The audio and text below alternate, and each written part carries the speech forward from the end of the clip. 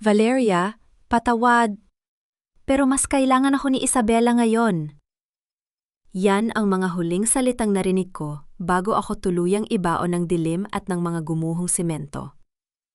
Ang boses na iyon, ang boses ni Alejandro na siyang boses na nagbigay sa akin ng katiyakan sa loob ng 5 taon, ay siya ring boses na naging huling hatol sa aking buhay.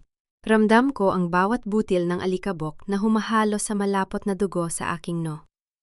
Ang Rosario Tower, ang gusaling itinuring kong pinakamalaking tagumpay bilang isang arkitekto, ay naging sarili kong kabaong sa mismong araw ng inaugurasyon nito. Isang malakas na pagsabog ang narinig ko sa bandang ibaba ng podium, at bago ko pa maunawaan ang nangyayari, ang kisaming pinagpuyatan naming idesenyo ay bumagsak na sa aking kinalalagyan. Alejandro! Pabulong kong tawag. Tuyot ang aking lalamunan at punong-puno ng abo. Sa gitna ng usok at ingay ng mga nagtatakbuhang tao sa labas, nakita ko siya. Ang aking fiancé, ang bayani ng bayan, ang commander ng search and rescue team. Suot niya ang kanyang orange na uniforme, matikas at seryoso. Nang magtama ang aming mga mata sa ilalim ng naglalakihang tipak ng semento, nakakita ako ng pag-asa. Inisip ko, ililigtas niya ako. Ako ang priority niya. Ako ang mahal niya. Pero bago pa man niya ako mahawakan, isang tinig ang umalingaw-ngaw mula sa hindi kalayuan. Isang tinig na pilit na nagpapakita ng hina at takot. Alejandro! Tulalo! Hindi ako makahinga! Sigaw yon ni Isabela, ang aking head assistant. Nakita ko ang pag-aalinlangan sa mga mata ni Alejandro. Tumingin siya sa akin na ang binti ay nakaipit sa ilalim ng mabigat na beam at unti-unting nawawala ng malay. Pagkatapos, tumingin siya kay Isabela na nakadapa lang naman sa likod ng isang mesa, walang sugat, tanging takot lang ang bakas sa mukha. Sa halip na hilahin ang beam na nakadagan sa akin, binitawan ni Alejandro ang aking kamay. Ang init ng kanyang palad ay mabilis na napalitan ng malamig na hangin ng kamatayan. Valeria, sandali lang. Kukunin ko lang si Isabela, babalikan kita. Pangako, babalikan kita, mabilis niyang sabi. Pero alam ko ang tingin yon. Hindi yon tingin ng isang taong babalik. Yon ay tingin ng isang taong pumipili ng mas mahalaga sa kanya. Pinanood ko siya habang binubuhat niya si Isabela na parang isang prinsesa. Si Isabela, na yumakap ng mahigpit sa kanyang leeg at nagawang sulyapan ako ng may kakaibang ngiti sa gitna ng kunwaring pag-iyak. Isang ngiti ng tagumpay. Alejandro, wag mo akong iwan dito. Ang tangi na ibulong ko, pero wala nang nakarinig sa akin. Ang mga yabag niya ay papalayo na, kasabay ng muling pagguho ng bahagi ng istruktura sa itaas ko. Masakit! Hindi ang pagkakaipit ng aking katawan, kundi ang katotohanang ang taong pinagkatiwalaan ko ng aking buhay at ng aking kumpanya, ang Rosario Builders, ay iniwan ako sa gitna ng panganib para sa ibang babae. Naramdaman ko ang aking kanang kamay na dahan-dahang gumapang sa aking bulsa. Ang aking protective helmet na nahulog sa tabi ko ay merong nakakabit na maliit na camera, isang standard safety procedure na palagi kong ipinapatupad sa site. Sa huling lakas na meron ako, pinindot ko ang record button. Kung ito na ang huling sandali ko, gusto kong malaman ng mundo kung paano ako tinrider ng itinuturing nilang bayani. Maya-maya pa, narinig ko ang boses ni Alejandro sa radyong naiwan niya malapit sa akin. Ang static na tunog nito ay humahalo sa tibok ng aking puso na unti-unting bumabagal. Base, this is Commander Cervantes. Seryosong sabi niya. Ang boses niya ay wala ng bakas ng pag-aalala. Tanging lamig na lang. Cleared na ang East Sector. Wala nang survivors. Paulit-ulit, wala nang survivors sa loob. Pull out the team immediately. Delikado na ang pundasyon. Baka tuluyang gumuho ang buong tower. Wala nang survivors? Narito pa ako. Humihinga pa ako. Nararamdaman ko pa ang sakit. Gusto kong sumigaw, pero ang tanging lumabas sa aking bibig ay dugo. Copy, Commander. Rerouting all teams to the perimeter. Confirming 0 casualties on site? Tugon ng kabilang linya. Confirmed. 0 survivors. Let's go. Sagot ni Alejandro. Kasabay ng kanyang kumpirmasyon ay ang pagpatay niya sa ugnayan. At kasabay noon, ang huling liwanag na nakikita ko sa pagitan ng mga semento ay tuluyang naglaho. Nababalot na ako ng dilim. Ang ingay ng mga sirena sa labas ay naging parang isang malungkot na oyayi. Napayak ako sa gitna ng kadiliman. Hindi dahil sa takot mamatay, kundi dahil sa galit. Galit para sa builders na pinaghirapan ng tatay ko na ngayon ay mapupunta sa mga kamay ng isang mamamatay tao. Galit para sa sarili ko na nganiwala sa kanyang mga matatamis na salita. Hindi ako mamamatay dito, Alejandro. Sumpa ko sa aking isipan. Kung ang Rosario Tower ang magiging libingan ko, sisiguraduhin kong ang mga alaala mo ang ibabaon ko rito. Unti-unting bumigat ang aking mga mata. Ang huling narinig ko ay ang tunog ng camera sa helmet ko na nag-beep. Tanda na iligtas ang huling 30-minutong footage sa cloud server. Isang maliit na digital na bala laban sa kanyang perpektong reputasyon. Pagkatapos noon, tanging katahimikan na lang ang namayani. Sa paningin ng mundo, si Valeria del Rosario ay isa ng alaala. Isang pangalang nakaukit sa isang marker ng trahedya. Pero sa ilalim ng mga gumuhong pangarap, ang isang pusong puno ng pot ay nagsisimulang tumibay na parang asero. Ilang minuto o oras ang lumipas. Hindi ko alam, pero sa gitna ng kawalan ng malay, naramdaman ko ang isang magaspang na kamay na humahawak sa aking balikat. Hindi ito kamay ng isang commander, hindi ito kamay ng isang traidor. May tao pa rito! Tuling! May nakaligtas! Ang boses na yon, hindi kay Alejandro. At bago ako tuluyang lamunin ng kawalan, nalaman ko ang isang bagay. Ang pundasyong sinira ni Alejandro ay hindi ang aking katapusan, kundi ang simula ng kanyang pagbagsak. God! Nagising ako sa amoy ng pinakuluwang dahon at sa tindi ng sakit na tila binibiyak ang aking bungo.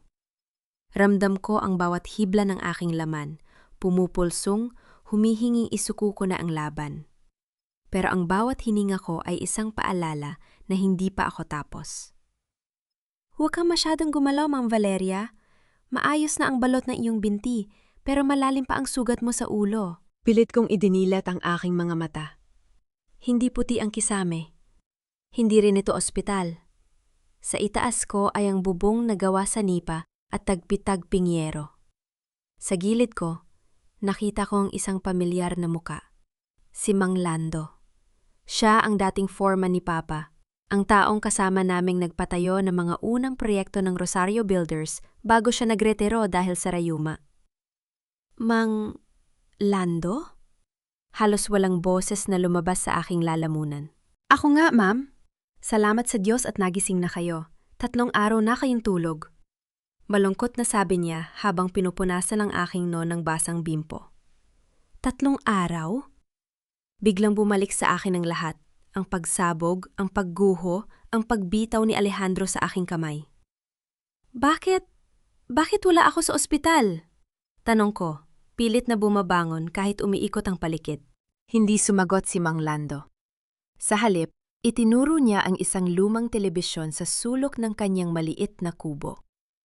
Ang screen ay malabo, puno ng static, pero sapat na para makilala ko ang mukhang nandoon. Breaking news! Libing ng arkitektong si Valeria del Rosario isinasagawa na. Nanigas ang buong katawan ko. Nakita ko ang isang marang, yang kabaong na nababalot ng mga puting bulaklak. Sa gilid nito, nakatayo si Alejandro Cervantes.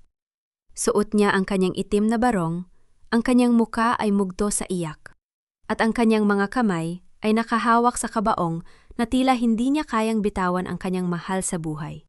Isang bayani ang nawala sa atin, sabi ni Alejandro sa harap ng maraming mikropono. Ang boses niya ay nanginginig sa emosyon. Si Valeria ay hindi lang ang aking magiging asawa. Siya ang kaluluwa ng Rosario Builders. Ipinangako ko sa kanyang huling hininga na hindi ko pababayaan ang kumpanyang iniwan niya. Itutuloy ko ang kanyang pangarap, kahit masakit. Sa likod niya, nakita ko si Isabela. Nakaitim din siya, nakayuko, at paminsan-minsan ay hinahawakan ang balikat ni Alejandro para ipaabot ang kanyang suporta. Pero alam ko ang totoo. Nakita ko ang panandaling sulyap nila sa isa't isa. Isang sulyap na walang bakas ng luto o pagsisisi.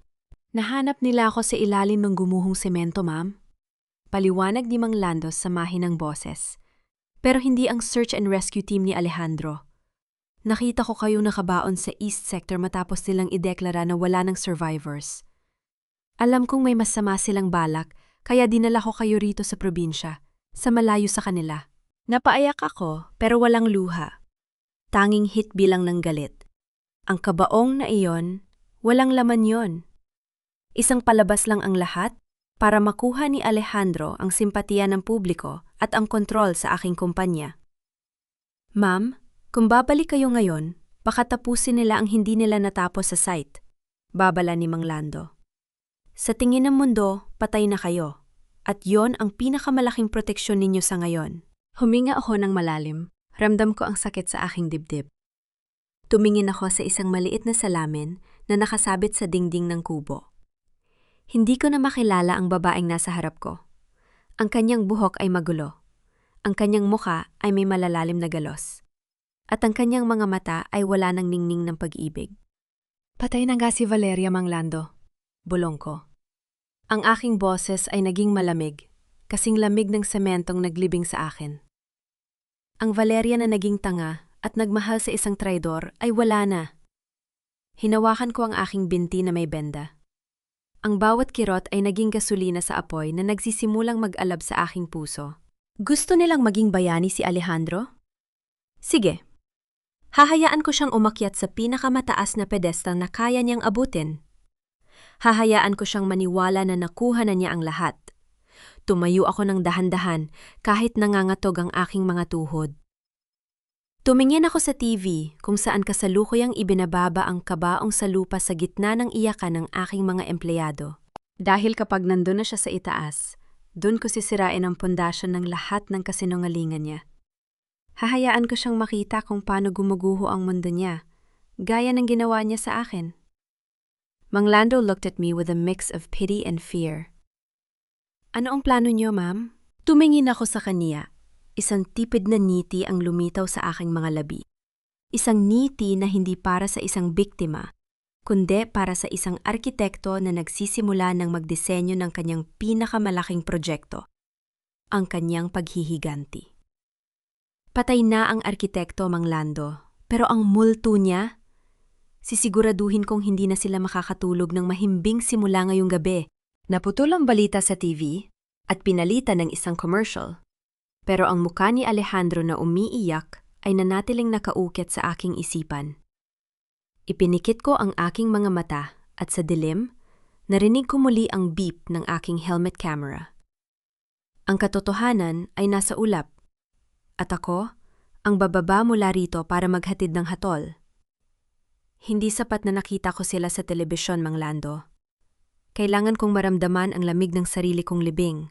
Iyan ang hiling ko sa matanda, bago lumubog ang araw. Alam kong mapanganib. Alam kong bawat hakbang ko sa labas ng kubong ito ay parang paglalakad sa talim ng kutsilyo. Pero hindi kakayanin ng sikmura ko ang manatiling nakatago habang ninanakaw nila ang huling piraso ng aking pagkatao. Sinuot ko ang lumang abito ni Aling Rosa, ang yumaong asawa ni Mang Lando. Isang malaking belo ang ibinalot ko sa aking ulo para itago ang mga sariwang galos sa aking muka at ang benda sa aking noo. Sa ilalim ng malaking salamin sa mata, ang aking mga mata ay tila dalawang uling na nagbabaga sa galit. Narating namin ang sementeryo nang magsimula ng mag-alisan ang karamihan sa mga nakidalamhati. Ang ulan ay dahan-dahang pumapatak, tila nakikiramay sa isang pusong matagal nang nilunod ng pait. Mula sa malayo, sa ilalim ng isang malaking puno ng acacia, nakatayo ako, isang estranjero, sa sarili kong libing. Nandun pa rin si Alejandro. Nakaluhod siya sa harap ng sariwang puntod, ang kanyang mga balikat ay tila nayayanig sa paghikbi. Kung titingnan mula sa malayo, iisipin mong siya na ang pinakamalungkot na lalaki sa buong mundo. Sa tabi niya ay ang aking mga katrabaho sa Rosario Builders, ang ilan ay umiiyak, ang ilan ay nakayuko bilang paggalang. Ang galing niyang umarte, hindi ba? Bulong ko sa sarili habang nararamdaman ang pang-ininig ng aking mga kamao. Nang tuluyan ng lumayo ang mga tao at tanging ang mga security guards na lang ang naiwan sa malayo, dun lumapit si Isabela. Hindi na siya nakayuko, hindi na siya nagpapanggap na nanghihina. Binuksan niya ang isang itim na payongyo at pinayungan si Alejandro. Tama na ang drama, Alejandro. Wala na ang mga media. Narinig kong sabi ni Isabela. Ang boses niya ay malinaw na umabot sa aking kinalalagyan dahil sa katahimikan ng sementeryo. Tumayo si Alejandro. Pinagpag niya ang dumi sa kanyang mamahaling barong Tagalog at kinuha ang panyo mula sa bulsa para punasan ang kanyang muka. Wala na ang mga luha. Ang kanyang muka ay naging kasing tigas ng bato. Kailangan kong gawin ito, Isabela. Ang board of directors ay nagmamasid. Kailangan nilang makita na ako ang tanging karapat-dapat na humalili sa pwesto ni Valeria, sagot ni Alejandro. Kumuha siya ng isang puting rosas mula sa tumpok ng mga bulaklak sa ibabaw ng aking libingan at walang pakundangan itong tinapon sa putikan. Masyado kang nag-aalala, tawa ni Isabela. Isang tawa na tila humihiwa sa aking balat. Sa ilalim ng batas, wala siyang tagapagmana, kundi ang kumpanya. At dahil ikaw ang CEO designate, bago pa man mangyari ang aksidente, wala na sila magagawa. At bukas ay pipirmahan na natin ang merger ng Rosario Builders at ng Monteverde Construction. Sa wakas, atin na ang lahat, Alejandro. Kumulo ang dugo ko. Ang Monteverde Construction ay ang kumpanya ng pamilya ni Isabela na matagal nang nalulugi. Kaya pala kailangan akong mawala sa eksena. Gagamitin nila ang pinaghirapan ni Papa para isalba ang kumpanya ng kabit niya. Siguraduhin mo lang na malinis ang lahat ng dokumento, paalala ni Alejandro. Ayokong may mag-ungkat tungkol sa mga materyales na ginamit natin sa tower. Ang mahalaga, patay na ang arkitektong may-ari ng lahat ng ebidensya. Hinaplos ni Isabela ang braso ni Alejandro ng may pagmamalaki. Patay na si Valeria, mahal. At kasama niyang ibinaon ang lahat ng ebidensya sa ilalim ng mga gumuhong semento. Wala nang makakapigil sa atin. Pinanood ko silang maglakad papalayo, magkahawak kamay sa ilalim ng iisang payong habang ang bawat hakbang nila ay tila pagyurak sa aking alaala. Nang mawala na sila sa paningin ko, dahan-dahan akong lumapit sa aking puntod. Tiningnan ko ang pangalang nakaukit sa marmol. Valeria del Rosario, a beloved daughter and visionary architect. Huminga ako ng malalim.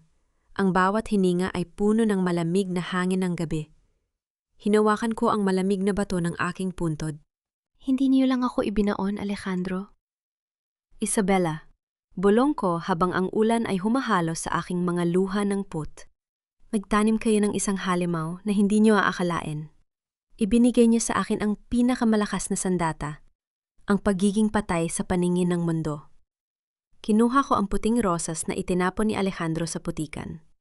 Tinuro ko ito sa aking palad hanggang sa maging kulay kayumang-i ang mga talulot nito. Ang Rosario Builders ay hindi sa inyo at sisiguraduhin kong ang merger na pinaplano nyo ay hindi magiging kasal ng inyong tagumpay, kundi ang simula ng inyong paglalamay. Tumalikod ako sa sarili kong libingan nang walang lingon-lingon. Sa bawat hakbang ko papalayo sa sementeryo, nararamdaman ko ang pagkawala ng takot. Ang Valeria na marunong magmahal at magpatawad ay tuluyan ng ibinaon sa lupang iyon. Ang naglalakad na iyon sa dilim ay isang babaeng wala nang takot mawala ang lahat dahil wala na siyang kailangang protektahan kundi ang kanyang danggal. Mang Lando, tara na! Sabi ko sa matandang naghihintay sa akin sa tabi ng lumang jeep. Saan tayo pupunta, ma'am? Tanong niya nang may pag-aalala. Tumingin ako sa direksyon ng kalsada patungo sa lungsod, kung saan kumikislap ang mga ilaw na mga gusaling ako ang nagdisenyo. Babalik tayo sa impyerno, Mang Lando. Pero sa pagkakataong ito, ako na ang magsisindi ng apoy. Ang dating simbolo ng aking mga pangarap ay isa ng malungkot na kalansay ng semento at bakal sa ilalim ng dilim ng gabi. Ang Rosario Tower, na binalot ng dilaw na police line tape, ay tila isang sumumpang lugar na iniiwasan ng lahat. Ngunit para sa akin, ito ang aking altar ng katotohanan. Sa tulong ni Mang Lando, nakapasok kami sa likod na bahagi ng site. Alam ng matanda ang bawat butas sa bakod, ang bawat sulok na hindi abot ng ilaw ng mga nakatambay na bantay. Sa bawat hakbang ko, ang aking sugat sa binti ay pumupulsong sa sakit. Ngunit mas matindi ang tibok ng aking puso. "Dito dumaan, Ma'am Valeria," bulong ni Mang Lando habang itinataas ang isang bahagi ng sirang yero. "May 5 minuto lang tayo bago mag-ikot muli ang nag-iisang gwardiya." Tumango ako at mabilis na sumingit sa siwang. Ang amoy ng basang alikabok, sunog na kable, at tuyong dugo ay agad na sumalubong sa akin. Ito ang amoy ng aking kamatayan. Gamit ang maliit na flashlight na tinakpan ko ng pulang tela upang hindi masyadong kapansin-pansin ang liwanag, nilapitan ko ang isa sa mga pangunahing kolum na gumuho. Bilang isang arhitekto, alam ko ang bawat detalye ng blueprint ng gusaling ito. Alam ko kung gaano dapat kataba ang mga bakal na sumusuporta rito. Abuse nang ilapat ko ang aking mga kamay sa nadurog na semento. Isang pamilyar ngunit nakakangitnit na pakiramdam ang dumaloy sa aking mga daliri. Hinawakan ko ang nakalawit na rebar, ang bakal na dapat ay nagpapatibay sa pundasyon. "Hindi ito grade 60 rebar," bulong ko, habang pinipiga ang manipis at kalawiting bakal. Ito ay madaling mabaluktot, marupok, at malayong-malayo sa nakasaad sa aking orihinal na disenyo. Substandard steel. Ginamit nila ang pinakamurang klase para sa isang high-rise building. Nanginig ang aking panga. Naalala ko ang mukha ni Papa nang itayo namin ang Rosario Builders. "Valeria, ang pangalan natin ang pundasyon ng bawat bahay na itatayo natin. Huwag na huwag mong dudungisan ang tiwala ng mga taong nagpapagawa sa atin." Palaging paalala niya sa akin. At ngayon, ginamit ni Alejandro at Isabela ang pangalan ng aking ama para magbulsa ng milyon-milyong piso mula sa pagbili ng mga substandard na materyales bago tuluyang pinabagsak ang gusali para itago ang kanilang krimen. "Ma'am, kailangan na nating mahanap ang helmet mo," bulong ni Mang Lando mula sa likod ko, balisa habang nakatingin sa dulo ng pasilyo. Tumango ako at dahan-dahang gumapang patungo sa pwesto kung saan ako naipit 3 araw na ang nakalipas. Ang lugar ay puno ng naglalakihang tipak ng semento. Nakita ko pa ang tuyong patak ng sarili kong dugo sa isang gilid. Ang sakit ng alaala ay tila pisikal na sumaksak sa aking dibdib. Nagsimula akong maghukay gamit ang aking mga kamay. Binaliwala ko ang hapdi ng aking mga kuko na unti-unting nagdurugo sa pagkiskis sa magaspang na bato. Wala akong pakialam sa dumi. Isa lang ang nasa isip ko. Ang camera. Nasaan ka na? Nasaan ka na?" Pabulong kong panalangin. Pagkatapos ng ilang minutong tila walang katapusang paghuhukay, naramdaman ng aking mga daliri ang isang matigas na plastik. Hinila ko ito ng buong lakas. Ang aking puting safety helmet, may nakasulat na Arch del Rosario sa harap, na ngayon ay basag at natatakpan ng putik. Ngunit ang maliit na kamera na nakakabit sa gilid nito ay naroon pa rin. Ang lens nito ay gas-gas, ngunit ang memory card sa loob ay buo. "Nakuha ko na, Mang Lando! Tara na!" sabi ko habang hinihingal. Mabilis kaming lumabas ng site bago pa man makabalik ang gwardiya. Sumakay kami sa lumang jeep ni Mang Lando at bumalik sa kanyang kubo sa gilid ng lungsod. Ang bawat segundo ng biyahe ay tila 1 taon para sa akin. Hawak-hawak ko ang helmet na parang ito ang aking huling linya ng buhay. Pagdating sa kubo, agad kong kinuha ang memory card at isinalpak ito sa lumang laptop na ipinahiram sa akin ng anak ni Mang Lando. Ang screen ay kumislap at lumitaw ang listahan ng mga video files. Huminga ako ng malalim bago ko pinindot ang pinakahuling file. Nagsimula ang video.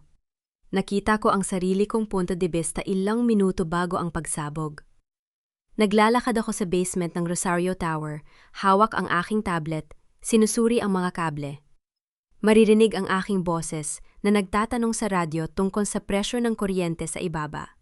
Pagkatapos, lumitaw sa screen si Isabela. Suot niya ang kanyang corporate attire, ngunit walang suot na safety helmet. Lumapit siya sa akin na may hawak na folder. "Valeria, may problema sa main generator sa likod ng elevator shaft. Sabi ng engineer, Kailangan mong tingnan agad, sabi ni Isabela sa video. Ang kanyang boses ay kalmado, ngunit may kakaibang kaba sa kanyang mga mata na hindi ko napansin noon. Ngayon na? Magsisimula na ang ribbon cutting sa itaas sa loob ng 20 minutos. Sagot ng boses ko sa video. Oo, emergency daw. Sabi ni Alejandro, pumunta ka na doon habang kinakausap niya ang mga mamamahayag. Giit ni Isabela. Nakita ko sa video ang sarili ko na tumango at naglakad patungo sa madilim na bahagi ng basement, ang mismong lugar kung saan naganap ang unang pagsabog. Ngunit hindi doon nagtapos ang video. Nang marating ko ang generator room, bago ko pa man mabuksan ang pinto, isang mahinang tunog ng timer ang narinig sa background. Sa mismong sandaling yon, lumingon ang camera patungo sa direksyon ni Isabela na sumusunod pala sa akin sa malayo. Hindi siya sumunod para tumung. Nakita ko sa camera kung paano niya mabilis na isinara ang mabigat na bakal na pinto ng basement mula sa labas at ilock ang emergency bar gamit ang isang bakal na tubo. Isabela! Buksan mo ito? Anong ginagawa mo? Sigaw ko sa video habang kinakalampag ang pinto. Sa maliit na glass window ng pinto, nakita ko ang muka ni Isabela. Walang emosyon, walang takot.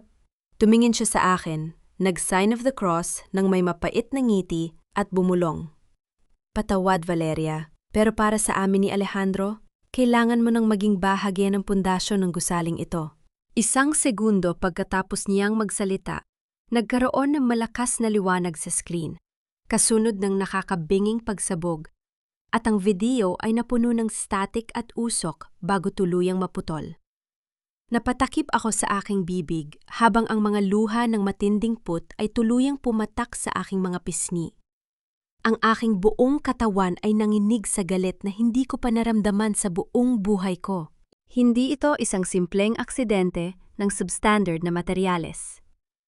Hindi lang ito basta pag-iwan sa akin sa gitna ng panganib. Ito ay planadong pagpatay. Isang assassination na binalot sa anyo ng isang trahedya sa trabaho. At ang lalaking pinagkatiwalaan ko, kasama ang kanyang kabit, ang siyang nag-abot ng aking hatol sa kamatayan. Ma'am Valeria? Bulong ni Mang Lando na nakatayo sa tabi ko. Ang kanyang muka ay namumutla rin sa takot at galit matapos mapanood ang footage. Ito ay ebidensya ng pagpatay. Dahan-dahan kong isinara ang laptop. Ang aking panginginig ay unt-unting napalitan ng isang nakakatakot na kalmado. Ang aking mga mata na kanina ay puno ng luha, ngayon ay tuyo at matalim. Hindi lang ito ebidensya ng pagpatay, Mang Lando. Sabi ko, ang aking boses ay walang anumang emosyon. Ito ang magiging tali na bibitay sa kanila sa harap ng buong bansa. Tumingin ako sa labas ng bintana kung saan ang unang sikat ng araw ay nagsisimulang sumilip sa madilim na langit ng Manila. Isabela, Alejandro, akala niyo ba ay natapos niyo na ako? Nag-umpisa pa lang ang totoong trahedya niyo. Ang pagpapabagsak sa isang kaaway ay parang pagbuwag sa isang lumang istruktura. Hindi mo kailangang gamitan agad ng malalahing mahinarya. Minsan, sapat na ang dahan-dahang pag-alis sa mga tornilyo hanggang sa ang mismong bigat ng gusali ang dumiin at magpabagsak dito. Sa loob ng madilim na kubo ni Mang Lando, tanging ang liwanag ng lumang laptop ang tumatanglaw sa aking muka.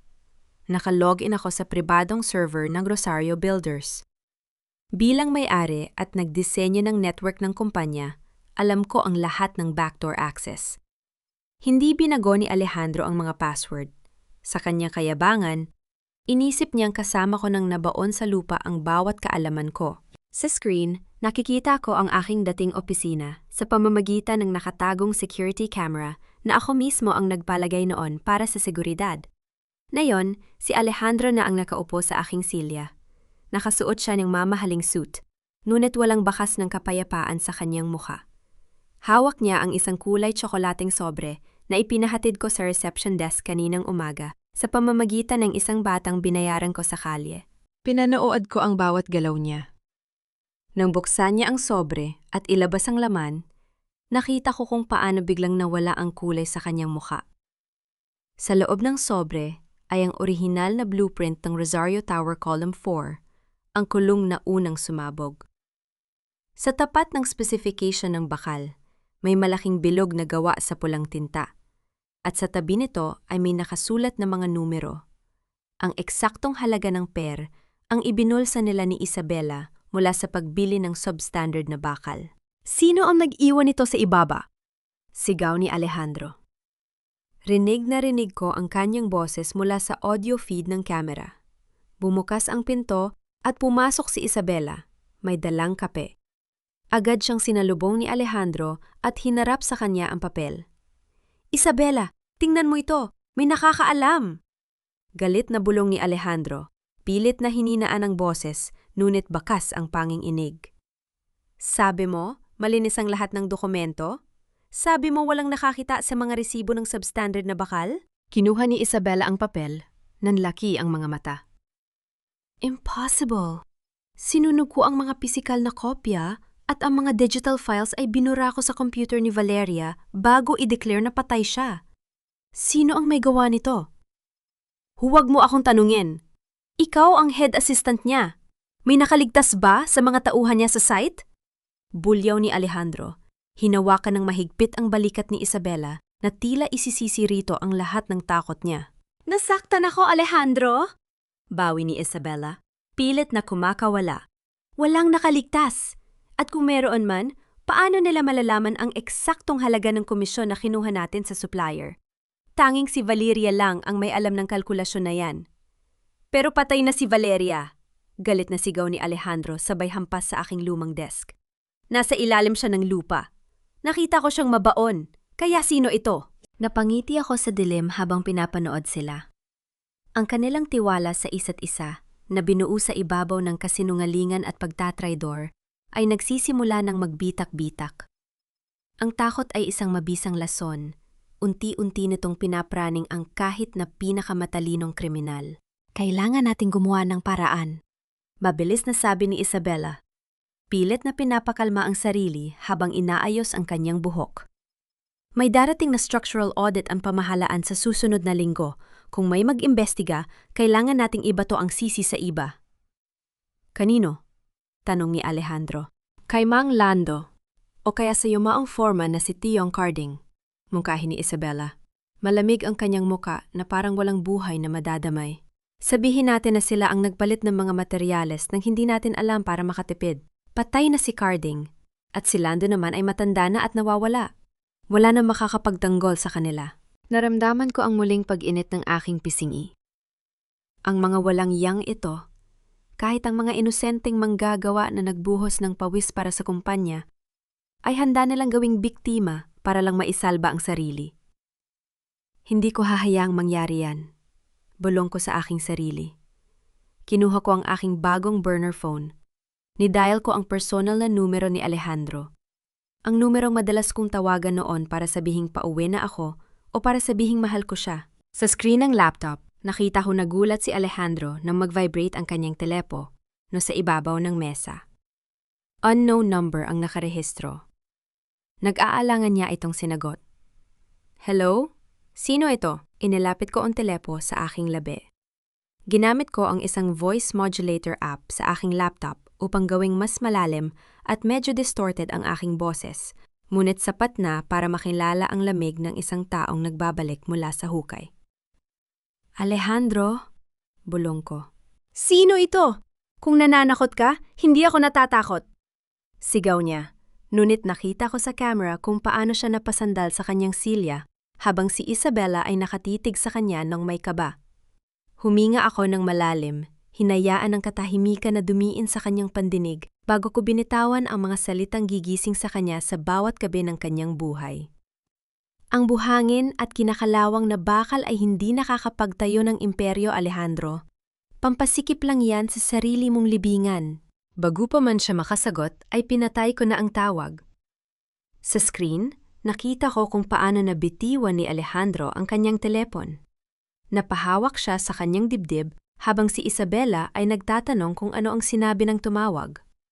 Ang takot na nakita ko sa kanilang mga muka ay mas matamis pa sa anumang tagumpay na naranasan ko noon bilang arhitekto. Ito pa lang ang unang bitak sa kanilang pader, although at sisiguraduhin kong bawat gabi Maririnig mo ang tunog ng unt-unting pagguho nito. Misrepresented, ang pag-ibig na binuo sa kasakiman ay parang kastilyong buhangin sa tabi ng dagat. Mukhang matatag, mukhang marangya. Ngunit isang hampas lang ng alon ng pagdududa, madali itong matitibag at mawawala. Sa tulong ng aking backdoor access sa accounting system ng Rosario Builders, hindi ko lang binantayan ang kanilang mga galaw. Hinukay ko rin ang kanilang mga sikreto. At doon ko napatunayan na ang tinatawag nilang pag-ibig ay isang maruming negosyo lamang. Habang sinusuri ko ang mga bank transfer ng kumpanya para sa merger ng Rosario Builders at Monteverde Construction, napansin ko ang isang kahina-hinalang pattern. May kabuuang 50 milyong piso ang unti-unting inililipat sa isang offshore account sa Singapore sa ilalim ng pangalang Elena Monteverde, ang ina ni Isabela. Ngunit hindi lang yan ang nahanap ko. Sa personal na email ni Isabela na matagal ko nang nahack, nakita ko ang isang booking confirmation para sa 2 business class ticket patungong Switzerland sa susunod na buwan. Ang unang pangalan ay kay Isabela Monteverde. Ang pangalawang pangalan, hindi kay Alejandro Cervantes.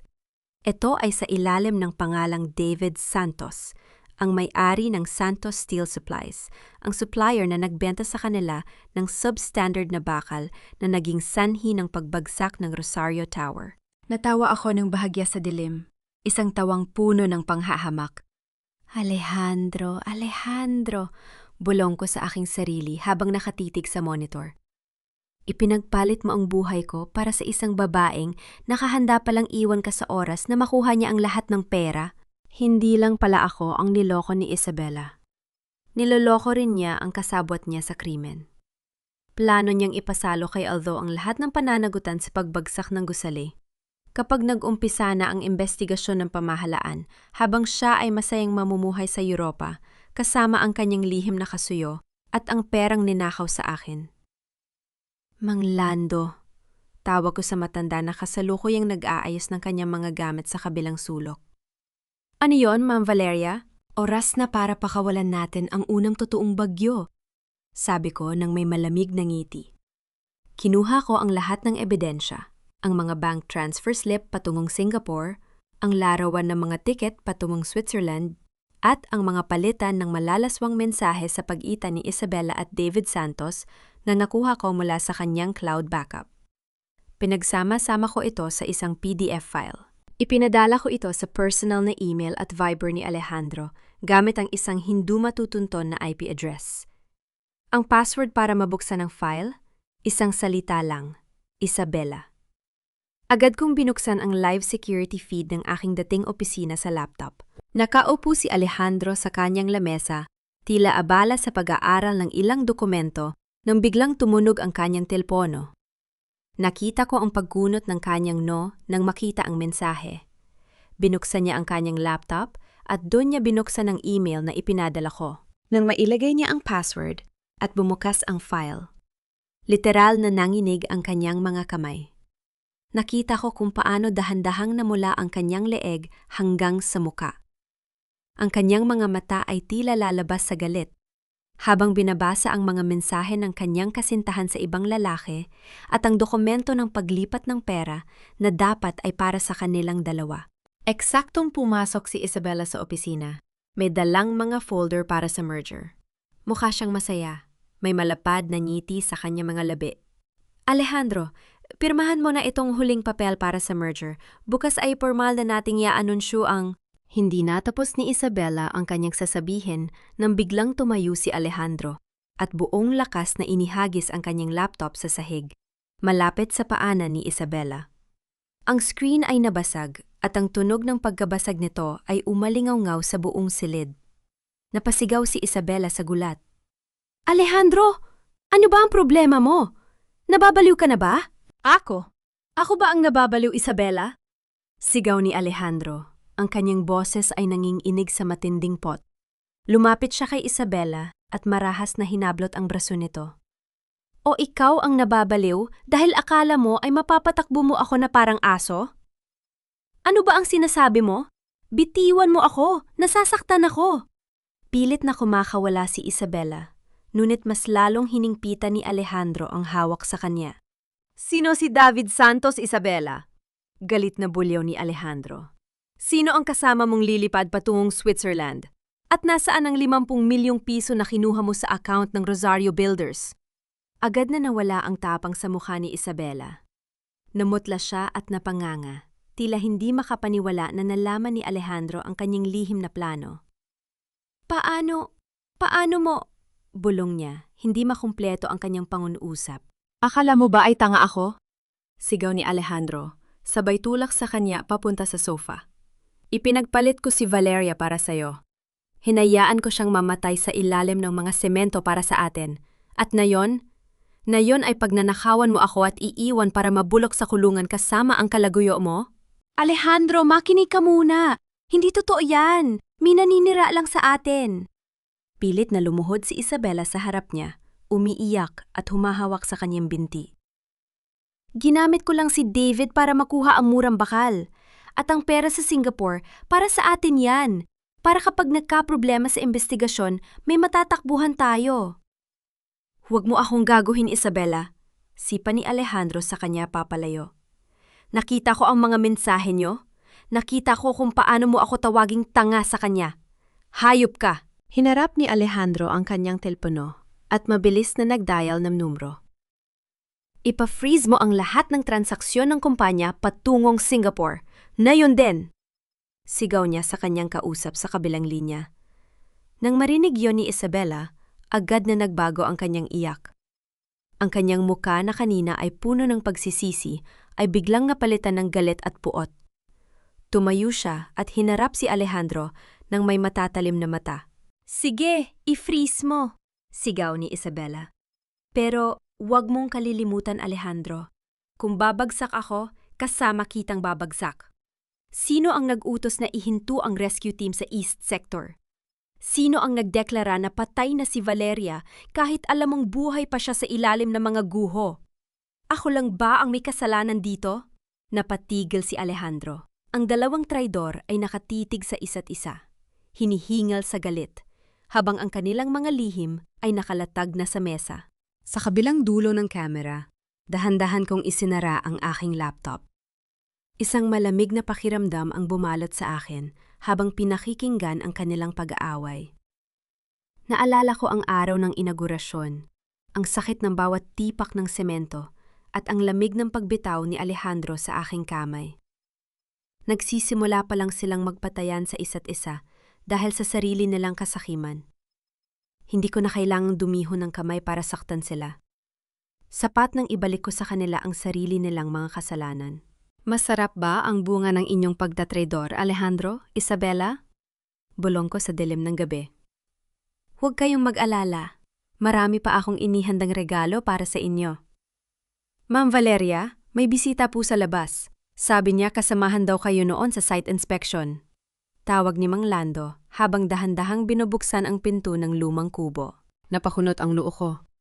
Sa gitna ng pagtatago ko, wala akong pinagkakatiwalaan, maliban kay Mang Lando. Agad kong hinawakan ang lumang wrench sa ibabaw ng lamesa at nagtago sa likod ng dingding na yero. Sino raw, Mang Lando? Tanong ko nang may pag-iingat. Hindi ko po kilala ang pangalan, ma'am. Pero mukhang galing siya sa syudad. Sabi niya, kung hindi raw kayo magpapakita, ibibigay niya ang kopya ng labi ninyo sa mga pulis. Napatigil ako. Labi ko? Anong ibig sabihin niya? Lumabas ako ng silid at sininyasan si Mang Lando na papasukin ang bisita. Isang lalaki ang pumasok.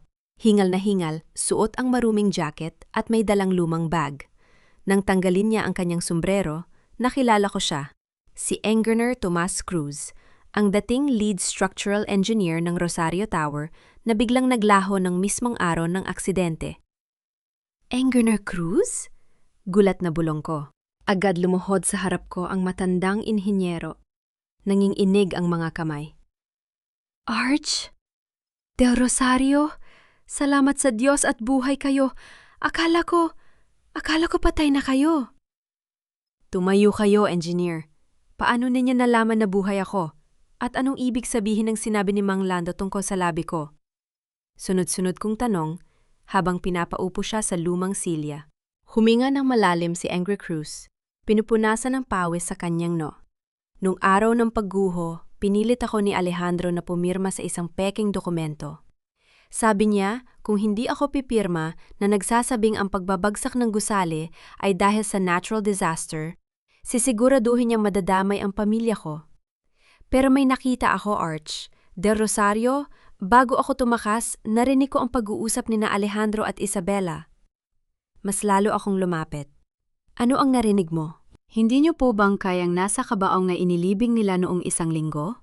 Nanginginig na sabi ni Ingrid Cruz. Bumili si Isabela ng isang bangkay mula sa isang unclaimed morgue sa probinsya. Isang babaeng halos magkapareho ng pangangatawan ninyo. Sinunog nila ang mukha nito bago inilagay sa selyadong kabaong para hindi makilala. Iyon ang ginamit nila para tuluyang palabasin sa batas na patay na kayo. Parang binuhusan ng malamig na tubig ang buong katawan ko. Isang bagay ang malaman na traidor sila. At iba pa ang malaman na kaya nilang gumamit ng bangkay ng ibang tao. Para lang linisin ang kanilang pangalan at makuha ang mana ko. Ang kasamaan nila ay walang katapusan. Hayop, bulong ko, habang ang mga kamay ko ay nanginginig sa matinding galit. Ginawa pa nilang sunod-sunuran ang batas sa sarili nilang palabas. Nakatakas ako dahil natakot ako sa sarili ko mong kaligtasan, Arch. Del Rosario. Dagdag ni Angerman Cruz sabay abot ng isang flash drive sa akin. Nandito ang lahat ng orihinal na labutay ng mga materyales na binili ni David Santos, pati na ang pirma ni Alejandro sa pag-apruba ng pondo. Ito ang matagal na hinahanap ninyo. Kinuha ko ang flash drive. Isang napakalakas na armas laban sa kanila. Ngunit alam ko na ang pagdala nito sa pulisya ngayon ay maaari pa ring manipulahin ni Alejandro dahil sa kanyang mataas na posisyon at impluwensya sa ahensya ng pamahalaan. Huwag po tayong dumiretso sa mga autoridad, engineer, sabi ko sa kalmadong boses ngunit may diin. Kung sa pulisya tayo hihingi ng tulong, bago pa man umabot sa husgado ang kaso, baka maariglo na nila, Alejandro. Ang kailangan natin ay isang mas malaking entablado. Tiningnan ako ni Angel Cruz nang may pagtataka. Anong ibig mo sabihin, Arch? Del Rosario? Numiti ako. Isang ngiti na nagpatakot kahit kay Mang Lando. Sa susunod na linggo gaganapin ang taunang National Architecture and Engineering Gala, kung saan tatanggapin ni Alejandro ang Hero of the Year Award mula sa gobyerno para sa kanyang katapangan daw nung araw ng pagguho. Paglalahad ko. Lahat ng malalaking opisyal mamamahayag at ang buong board ng Rosario Builders ay nandoon. Tumayo ako at hinawakan ang flash drive. Doon natin sila bibigyan ng parangal na hinding-hindi nila malilimutan. Kung paano nila ako inilibing sa harap ng buong bayan, ganon din ko sila pababagsakin sa harap ng libu-libong saksi. Napatango si Angruan Cruz. Ang kanyang takot ay napalitan ng determinasyon. Kasama ninyo ako, Arch, Del Rosario. Tama na ang takot. Habang papalubog na naman ang araw, naramdaman ko ang pagbabago ng hangin. Ang huling yugto ng aking pagbabalik ay nakatakda na. Alejandro, Isabela, maghanda na kayo sa pagising ng multo na pinilit ninyong ibaon sa semento. Ang buong Board of Directors ay naghihintay na sa iyo, Alejandro. Siguraduhin mo lang na maayos ang speech mo mamayang gabi para sa gala. Malamig na sabi ni Isabela habang inaayos ang kurbata ng kanyang kasintahan sa loob ng marang yung opisina ng CEO. Wala na ang lamig sa pagitan nila. Ang natira na lamang ay isang malamig na kasunduan ng dalawang taong nakatali sa parehong lubid ng krimen. Mula nang matuklasan ni Alejandro ang lihim na account sa Singapore, naging aso si Isabela na nakabantay sa bawat galaw ng lalaki, natatakot na bago pa man sila bumagsak. Unahan na siya nitong itapon sa ere. Huwag mo akong turuan kung anong gagawin ko, Isabela. Bulyaw ni Alejandro habang tinutulak ang kanyang kamay. Namumula ang kanyang mga mata dahil sa ilang araw na puyat at alak. Kasalanan mo ang lahat ng ito! Kung hindi mo ako kinumbinsi na ilipat ang pondo at tipirin ang materyales, hindi tayo mababaliw sa kaba ngayon. Kasalanan ko? Ikaw ang pumirma. Ikaw ang nagdesisyong iwan siya sa ilalim ng mga guho. Ganting sigaw ni Isabela bago pa man nila mapigilan ang kanilang mga sarili. Sa kabilang dulo ng linya ng seguridad, sa madilim na silid sa probinsya. Pinapanood ko ang kanilang pag-aaway sa pamamagitan ng aking laptop. Ang kanilang pagsasama ay unti-unti nang nilalamon ng sarili nilang lason. Hindi na nila kailangan ng kaaway mula sa labas. Sila na mismo ang sumisira sa isa't isa. Oras na, Mang Lando, sabi ko habang isinira ang laptop at tumayo mula sa silya. Isinuot ko ang aking itim na trench coat. Ang mukha ko ay natatakpan na ngayon ng isang manipis na itim na belo. Bukas ng gabi ang gala. Kailangan nating bumalik sa Maynila. Nabahala ang matanda. Sigurado na ba kayo, ma'am? Delikado roon. Maraming tauhad si Alejandro. Kaya nga ako pupunta dahil naroon sila. Sagot ko habang kinukuha ang flash drive na naglalaman ng ebidensya mula kay Enrique Cruz. Ang totoo namin laban ay hindi sa korte magaganap, kundi sa harap ng buong lipunan na pilit nilain lang. Kinabukasan, ang Grand Manila Ballroom ay nagniningning sa mga mamahaling kristal na chandelier at pinaliligiran ng mga sikat na personalidad sa industri, anong konstruksyon at pamahalaan.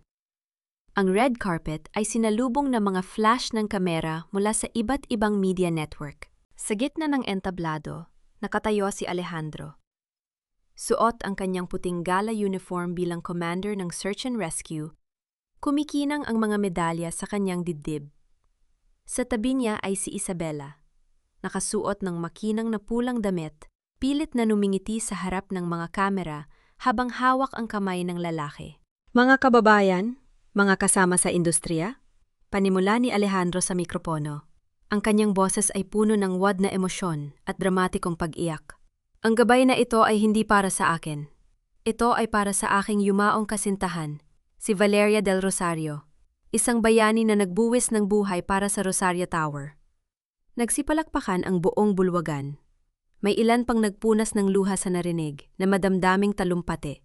Hindi alam ni Alejandro, sa likod ng malaking LED screen sa entablado, tahimik akong naglalakad papunta sa control room ng audiovisual team kasama si Enrique Cruz.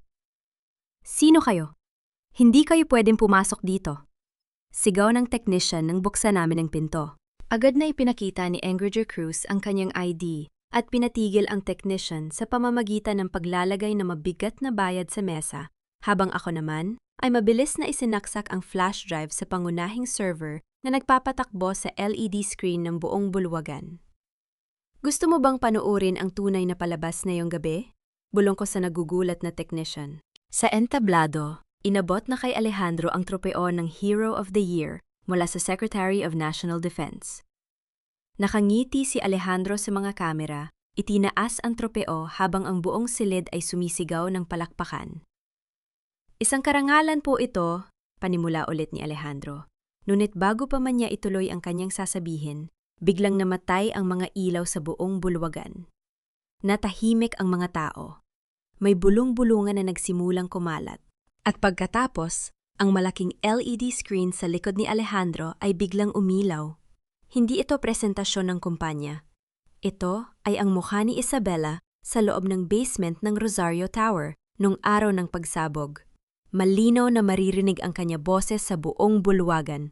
Patawad, Valeria!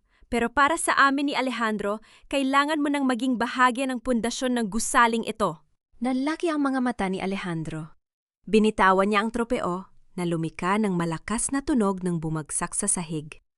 Tumalikod siya at nakita ang sarili niyang boses sa audio ng radyo na tumutugtog. Cleared na ang East Sector. Wala nang survivors. Pull out the team! Nagbulungan ang mga tao sa paligid. Ang mga mamahaling bisita ay napatayo sa kanilang mga upuan. Ang mukha ni Isabela ay namutla na parang papel. Pinilit niyang tumakbo papalabas ng entablado, ngunit huli na ang lahat at sa gitna ng katahimikan ng bulwagan, habang ang buong screen ay nagpapakita ng mga dokumento ng substandard na bakal at peking bank account sa Singapore, dahan-dahan kong binuksan ang pintuan sa gilid ng entablado. Tinanggal ko ang aking belo. Ang liwanag ng entablado ay tumama sa aking muka. Magandang gabi sa inyong lahat. Ang boses ko ay umalingaw-ngaw sa buong speaker. Malamig, malinaw, at buhay na buhay. Pasensya na kung natagalan ng pagbabalik ko sa sarili kong selebrasyon. Ang mga mata ni Alejandro ay nanlaki ng husto. Parang nakakita siya ng totoong multo mula sa hukay. Nanginginig ang kanyang mga labi habang nakaturo sa akin. Valeria? V. Valeria? Ang pangalang yon ay lumabas sa bibig ni Alejandro na parang isang sumpa. Ang kanyang mukha na kanina ay punong-puno ng kayabangan, habang tangan ang tropeo ng pagkabayani ay namutla ng labis, tila binuhusan ng kumukulong asido. Ang buong Grand Manila Ballroom ay nabalot ng nakabibinging katahimikan sa loob ng 3 segundo bago sumabog sa matinding bulong-bulungan.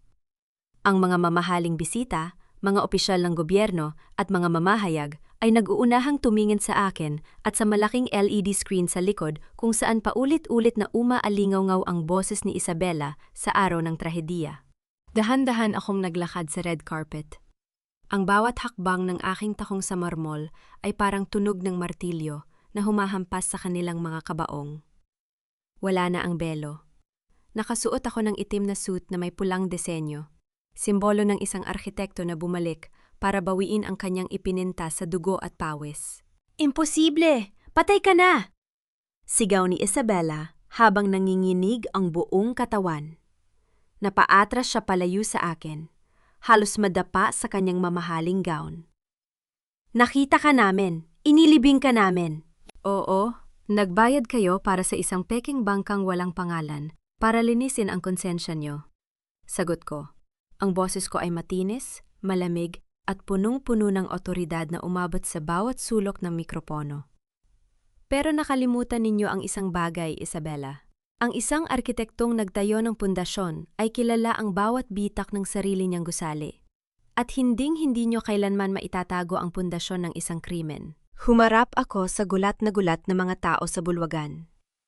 Ibinaba ko ang flash drive mula sa aking bulsa at ipinakita sa mga kamera. "Mga kasama sa industriya, mga kinatawan ng pamahalaan," panimula ko. Ang lalaking pinarangalan ninyo ngayong gabi bilang Hero of the Year ay hindi isang tagapagligtas. Siya ang utak ng pagpatay, ang taong nag-utos na iwan ako at ang aking mga manggagawa sa loob ng gumuhong semento, habang siya at ang kanyang kasabwat ay nagpaplano kung paano nakawan ang Rosario Builders. Sumugod si Alejandro. Pilit na tinatanggal ang mikropo sa aking kamay sa gitna ng kanyang pag-iwas sa kahihiyan. "Huwag kayong maniwala sa kanya. Sinusubukan niya akong siraan. Isa siyang impostora!" Sigaw niya. Ang kanyang boses ay basag at nanginginig sa galit. Ngunit huli na ang lahat. Bago pa man niya mahawakan ang aking braso, ang mga pulis, na kanina pa nakaantabay sa labas sa ilalim ng utos ni Ingenieur Cruz, ay sumugod sa entablado. 2 opisyal ang mabilis na humawak sa mga braso ni Aldo, pinilipit ito para suotan ng posas. "Alejandro Cervantes, ikaw ay inirereklamo at aaristuhin sa salang pagtatangkang pagpatay, graft and corruption, at criminal negligence resulting in homicide," sigaw ng pinuno ng mga pulis habang pinoposasan ang nagpupumiglas na si Alejandro. "Bitawan ninyo ako! Hindi ninyo alam ang ginagawa ninyo! Isabela, tulungan mo ako!"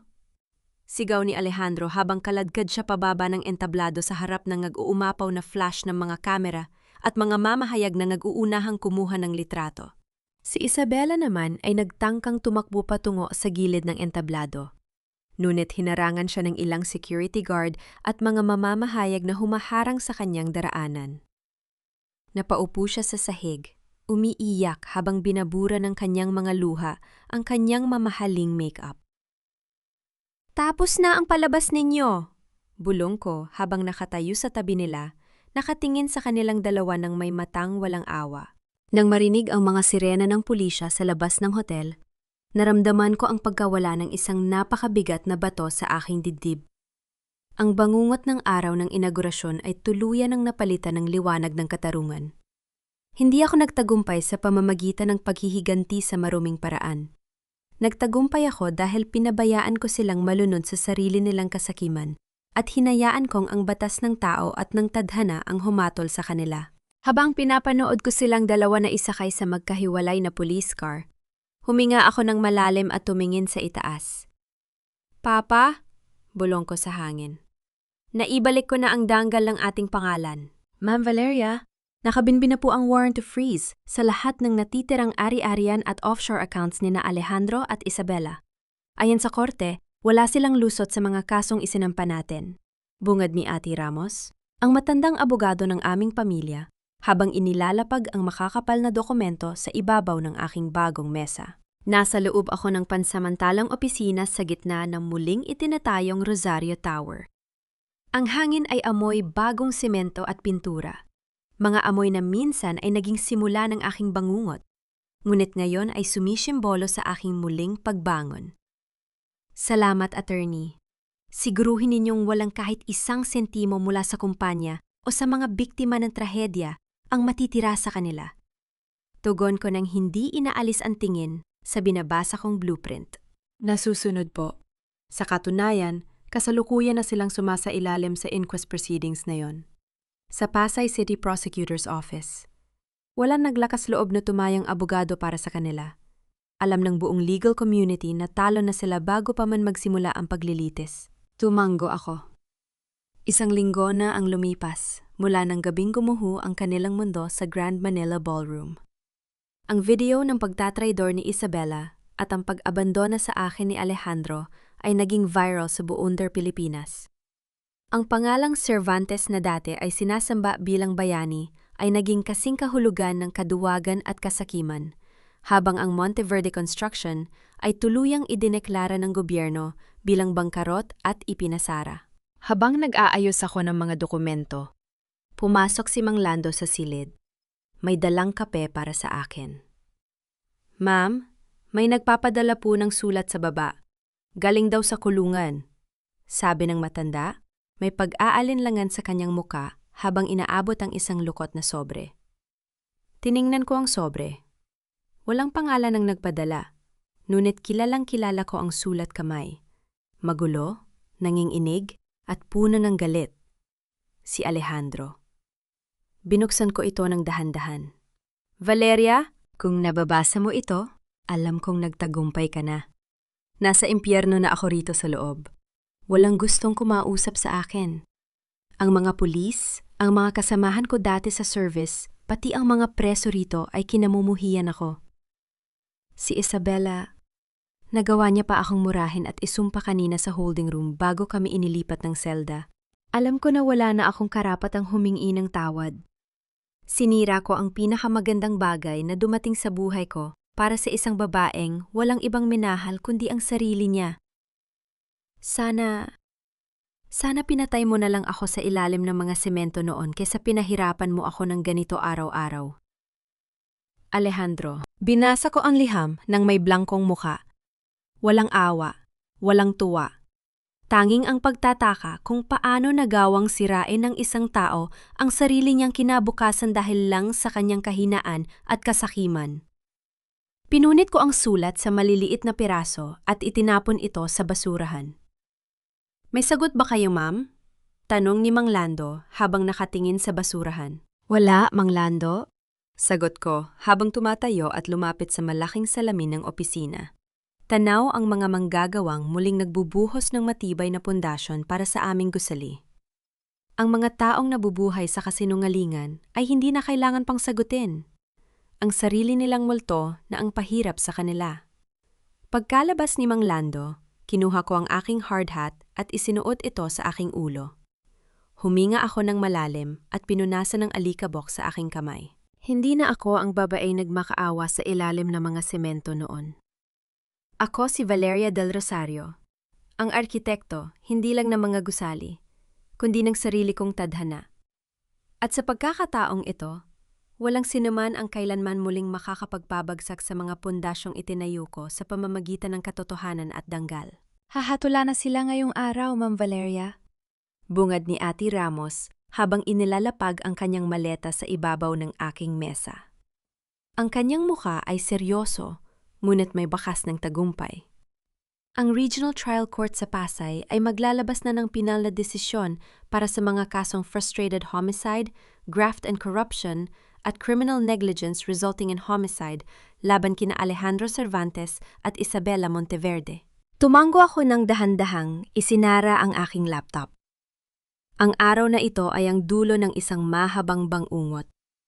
Matapos ang ilang buwang pagdinig kung saan paulit-ulit nilang sinubukan na magsisihan sa isa't isa. Si Alejandro na nagsasabing si Isabela ang nagplanong lahat, at si Isabela na nagsasabing si Although ng utak ng pagtatago ng ebidensya at pag-abandona sa akin. Dumating na ang oras ng katotohanan. Sasama ba kayo sa pagbasa ng hatol, ma'am? Tanong ni Ate Ramos. Oo, sagot ko habang kukuha ng aking itim na blazer mula sa sabitan. Kailangan kong makita ang huling yugto ng kanilang ginawa. Pagdating namin sa bulwagan ng hukuman, ang paligid ay puno ng mga mamahayag at mga taong usyoso. Ang mga flash ng kamera ay sunod-sunod na pumipitik sa aming pagpasok. Ngunit hindi na ako nagtago sa likod ng belo o salamin sa mata. Nakatayo ako ng tuwid, suot ang kulay abong damit na sumisimbulo sa hustisya at katatagan. Nang pumasok sina Alejandro at Isabela sa loob ng courtroom, halos hindi ko na sila nakilala. Wala na ang kislap ng kanilang mga mamahaling damit at wad ng ngiti. Si Alejandro ay payat na payat, ang buhok ay magulo at ang kanyang mukha ay kulubot na parang tinandaan ng ilang dekada ng stress at takot. Si Isabela naman ay nakatungo, umiiyak ng tahimik habang nakakulong ang kanyang mga kamay sa posas. Walang bakas ng pagiging matapang at mapanlinlang na kanyang ipinakita noon. Tumayo ang hukom. Ang buong silid ay nabalot sa katahimikan. Para sa mga kasong isinampal laban sa mga akusadong sina Alejandro Cervantes at Isabela Monteverde, panimula ng hukom, ang boses ay matatag at mabigat sa buong silid. Batay sa mga ebidensya, video footage, digital trail at testimonya ng mga saksi, napatunayan ng korte na ang mga akusado ay nagkasala ng lagpas sa makatwirang pag-aalinlangan. Naramdaman ko ang pagbilis ng tibok ng aking puso. Hindi dahil sa takot, kundi dahil sa paghihintay sa huling hatol ng hustisya. Si Alejandro Cervantes ay hinahatulan ng parusang reclusion perpetua, 18 taon hanggang habambuhay na pagkakakulong, nang walang karapatan sa parol dahil sa pagtatangkang pagpatay at maluhang kapabayaan sa tungkulin na nagdulot ng panganib sa buhay ng tao. Si Isabela Monteverde ay hinahatulan din ng habambuhay na pagkakakulong sa mga kasong graft, korupsyon at pakikipagsabuatan sa pagpatay. Isang malakas na bulong-bulungan ang kumalat sa loob ng korte. Si Isabela ay napaluhod sa sahig, humahagulgol ng malakas habang sinasabi niyang hindi siya dapat managot ng mag-isa. Si Alejandro naman ay napatulala sa kawalan. Ang kanyang mga labi ay nanginginig habang nakatingin sa kawalan. Ang kanyang pangarap na maging sikat na lider at bayani ay tuluyang naging abo sa loob ng kulungan. Dahan-dahang lumingon si Alejandro sa aking direksyon. Ang kaniyang mga mata ay namumula, nagmamakaawa. Isang simpleng sulyap ng pagsisisi na huli na ang lahat para sa kanya. Hindi ko siya tiningnan na may galit. Wala na akong nararamdamang pot sa kanya. Tanging kawalan na lamang ng halaga. Para sa akin, ang taong yon ay tuluyan ng namatay sa ilalim ng mga semento noon pang-araw ng inaugurasyon. Ang nakatayo rito ay isa na lamang stranger na pinili ang landas ng sarili niyang kapahamakan. Habang iginagapos sila ng mga gwardiya pabalik sa selda, tumalikod na ako sa silid ng hukuman at naglakad palabas sa sikat ng araw sa labas ng gusali. Ang hangin sa Maynila ay sariwa. Tumingin ako sa malayo, kung saan ang bagong Rosario Tower ay nakatayo ng matatag. May mga bagong ilaw at matibay na pundasyon na hinding-hindi na kailanman matitinag ng sinuman.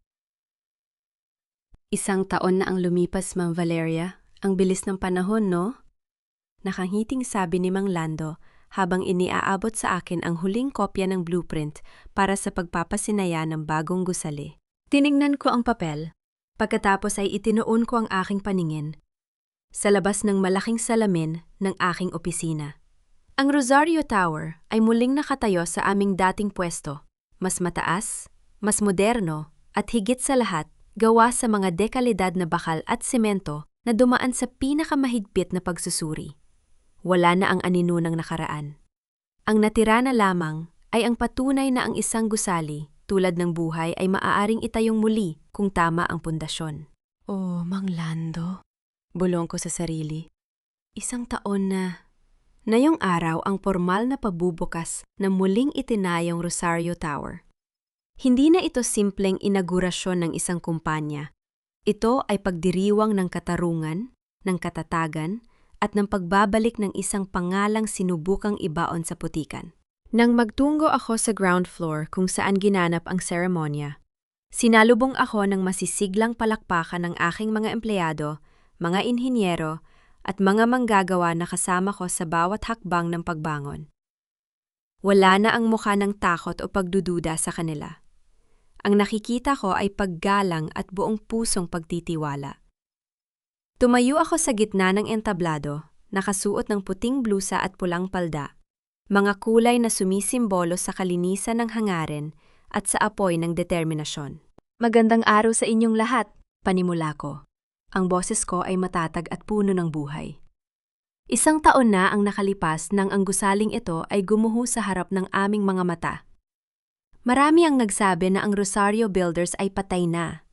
Marami ang nag-akala na ang mga pangarap na itinayo namin dito ay tuluyan ng nabaon sa ilalim ng mga simento. Tumigil ako sandali at tiningnan ang bawat mukha sa bulwagan. Ngunit natutunan ko ang isang mahalagang aral. Ang isang tunay na arhitekto ay hindi nasusukat sa ganda ng disenyo ng kanyang gusali, kundi sa tibay ng kanyang paninindigan kapag dumaan ang lindol.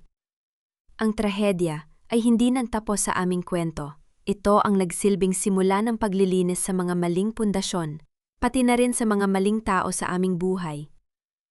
Isang masigabong palakpakan ang sumunod sa aking mga salita. Hindi ko na kailangang lingunin pa ang nakaraan. Alam ko kung nasaan sina Alejandro at Isabela. Sa loob ng madilim na selda, kung saan binabayaran nila ang bawat araw ng kanilang kasakiman at pagtatrador. Hindi na sila bahagi ng aking kwento. Sila ay naging babala na lamang sa mga taong magtatangkang yurakan ang danggal ng isang taong nagmamahal sa kanyang trabaho at sa kanyang kapwa. Pagkatapos ng seremonya, lumabas ako sa balkesa sa itaas ng gusali. Pinagmasdan ang paglubog ng araw na nagbibigay ng ginintuang kulay sa kalangitan ng Maynila. Dahan-dahan kong kinuha sa aking bulsa ang lumang engagement ring na ibinigay sa akin ni Alejandro noon. Ang singsing na sumisimbolo sa isang maling pangako. Hinawakan ko ito ng mahigpit sa loob ng isang segundo. At pagkatapos ay inihagis ko ito palayo, pinanood itong lumipad sa hangin hanggang sa mawala sa paningin. Huminga ako ng malalim, pinalanghap ang sariwang hangin ng gabi. Malaya na ako. Ang arhitekto ay nakabalik na, at ang kanyang kinabukasan ay nakaguhit sa pinakamagandang disenyo, ang katotohanan. 5 taon na ang lumipas mula na muling itayo ang Rosario Tower. Ang pangalan ng aming kumpanya ay hindi na lamang kilala sa Pilipinas, kundi pati na rin sa buong Asya dahil sa pagpapatupad ng pinakamataas na pamantayan ng kaligtasan at integridad sa bawat proyekto. Wala ng shortcut, wala ng tinipid na materyales, at higit sa lahat, wala ng puwang para sa mga taong nag-aakalang ang tiwala ay maaring bilhin ng pera o lokohin ng luha. Ngayong hapon, naglalakad ako sa gilid ng isang bagong construction site sa probinsya. Isang proyektong pabahay para sa mga pamilyang nawalan ng tirahan noong panahon ng mga nakaraang bagyo. Kasama ko si Mang Lando, na kahit medyo may edad na, ay pinili pa ring manatili bilang head consultant ng aming mga site supervisor. Ma'am Valeria, mukhang uulan na naman po sabi ni Mang Lando habang nakatingin sa maitim na ulap sa kalangitan. Ngumiti ako at isinuot ang aking hard hat. Huwag kang mag-alala, Mang Lando. Ang pundasyong ginawa natin dito ay dinesenyo para labanan kahit ang pinakamalakas na bagyo. Habang pinagmamasdan ko ang mga batang masa yang nagtatakbuhan malapit sa site, may napansin akong isang pamilyar na figura sa labas ng bakod ng construction area. Isang lalaking nakasuot ng maruming damit, payat, at may hawak na supot ng mga bote na pinulot niya sa basurahan. Natigilan ako nang dahan-dahan siyang lumingon sa aking direksyon. Si Alejandro. Wala na ang marangyang uniform ng pagka-commander. Wala na ang ngiti ng isang wad na bayani. Ang mukha niya ay ukit-ukit na ng tanda, gutom, at kawalan ng pag-asa matapos siyang makalaya ng mas maaga dahil sa bagong desisyon ng korte sa kanyang kalusugan sa kulungan. Ngunit iniwan naman siya ng buong mundo na walang tirahan, walang pamilya, at walang pangalan. Nagkatinginan kami sa gitna ng ingay ng mga makinang gumagana sa site. Ilang metro lang ang layo namin sa isa't isa. Ngunit parang nasa magkabilang mundo kami. Tumigil siya sa paglakad. Nakita ko ang takot at matinding kahihiyan sa kanyang mga mata na makita niya kung sino ako ngayon. Isang babaeng mataag, matatagumpay, at may hawak ng sarili niyang tadhana, habang siya ay nananatiling nakalugmok sa putikan ng sarili niyang mga kasalanan. Hindi na ako nagsalita. Hindi na ako lumapit. Hindi na rin siya nagtangkang humakbang papalapit sa akin. Yumuko siya ng mababa. Tila nahihiyang makita ang liwanag ng araw na sinubukan niyang agawin sa akin noon, at mabilis na naglakad palayo sa madilim na kalsada. Huminga ako ng malalim at ibinalik ang aking paningin sa mga manggagawang masa yang nagbubuhos ng semento para sa bagong tahanan ng mga pamilya. "Ma'am, may problema ba?" tanong ni Mang Lando nang mapansin ang aking pagtigil. Bumiti ako at umiling, sabay haplos sa hangin na dumadaan sa aking pisingi. "Wala, Mang Lando," sagot ko nang may kapayapaan sa aking puso. "May dinaanan lang ako multo, pero patay na ito, matagal nang patay."